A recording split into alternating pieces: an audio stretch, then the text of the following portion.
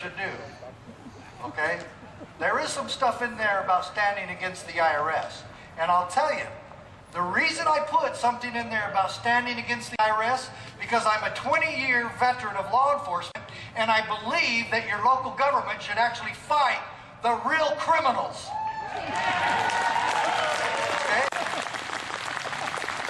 And so I kept it simple with the sheriffs. That's what we need to do. The message needs to stay simple. And you need to ask every one of your sheriffs this same question. Sheriff, are you going to allow the federal government to come in here and confiscate weapons from law-abiding citizens? And then every sheriff in Wisconsin, all 7 of them that were at this meeting, it was just me and them, every one of them said, no way. Yay!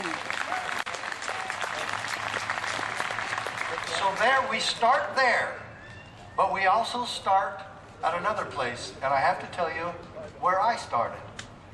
I wasn't born a constitutionalist. I wasn't even born patriotic. I wasn't brought up in a home that talked about the Constitution or patriotism or Patrick Henry. I was brought up in a good home, but politics and freedom really weren't a major concern. My father was an FBI, and we were busy, and he was always busy, and we were brought up in a principled manner. But they did teach me, my mom and dad taught me to stand for what I knew was right. And then my opportunity to do that happened when I was a cop. And I started my police career in Provo, Utah. And I was working my way through college. And I became a meter maid. And let me tell you something. I wrote a lot of tickets. And I've had to repent for all of those. And I'll tell you honestly, I've investigated. I used to be a detective, and I've investigated this thoroughly. And 95% of the tickets that our cops and law enforcement issue in this country are unconstitutional, immoral, and wrong. Yeah, and, absolutely. Now, I have another book, and I didn't bring it with me. And by the way, my booth is over here, where you see the 2 people next to the flags waving at us, with not very many people there right now. But afterwards, I'll be over there, and I want you to get these. And I have another book, but it's on my website, and that's sheriffmack.com. It's called The Proper Role of Law Enforcement. And in there, it details some of these things we're talking about, and it details my conversion story to the Constitution. And it also has a deal, what I have called ticket writing in this country. I have termed it as taxation through citation. And that's all it is right there. So, I started though as a full-time cop in 1979 for Provo PD, and I was actually trying to get in the FBI. So I hired on full-time with Provo while I was waiting to hear from the FBI. That never panned out for some reason or another. Didn't work out. And I stayed at Provo. And while I was there, I just finished an undercover assignment where I was totally undercover and working narcotics. And at the end of that assignment, I learned how stupid and what a farce the drug war is. And that we actually ask cops to risk their lives for marijuana. And that's crazy. And that we don't get it, that laws of prohibition don't work. Unless you're trying to create cartels, black markets, and a police state. Then they work just fine. Yeah. So after my undercover assignment, I started questioning what we were doing in law enforcement. And I got assigned back to patrol for a little bit.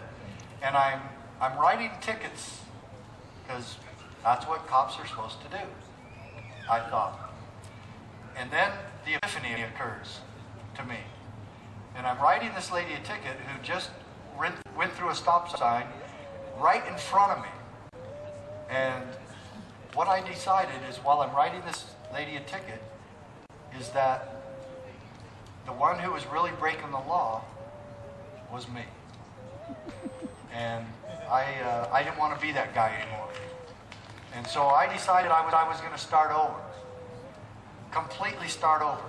I almost quit my job because I decided when I looked in the mirror after I didn't hand this lady the ticket that I was a liar and a hypocrite, and that I wasn't serving people, I wasn't helping people. I had become a by-the-numbers jerk. And all I wanted to do was write tickets. And I wanted to set records writing tickets. Not just write a few tickets. I wanted to write hundreds of tickets. And then it hit me. And this lady changed my life. And so the next day I went back to work, and I went to the city clerk's office, and I said, did I take an oath of office? I didn't even remember taking my oath. And she says, yeah, you took an oath, you signed it. And she burned me a copy and handed it to me. And I was very depressed, and that's when I almost quit my job. Because I took an oath in God's name to uphold and defend the United States Constitution and the Constitution of Utah, and I'd never read either one in my life. How do you uphold and defend something you've never read, never studied, don't know anything about?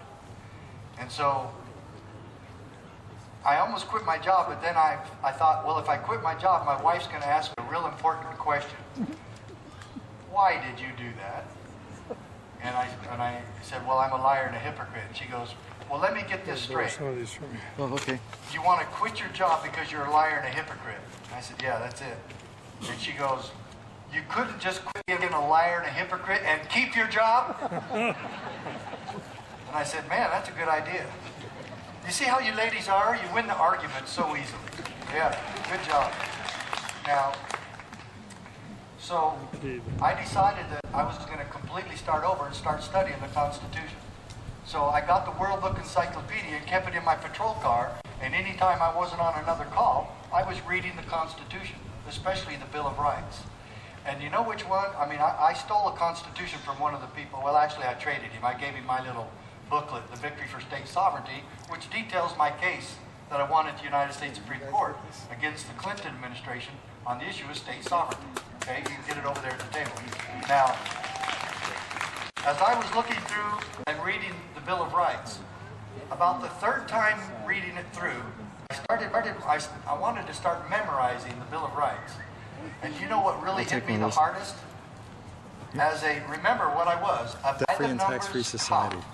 Who just wanted to Believe write this or all the not, tickets and he Washington's can. fighting it. Which amendment in the Bill of Rights Nice. just knocked me off my feet? This is how you can have a debt-free and a tax-free society. Let's review the 8th real quick, shall we?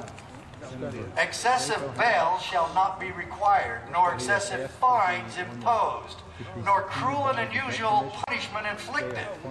And ticket writing is all three. And so I said, I can't do this and still keep my oath. You see the quandary coming? You see the conflict we have between statutes and oaths? Well, that got bigger as I went along. And so I started studying that. And radar tickets alone in this country bring in about $7 billion a year.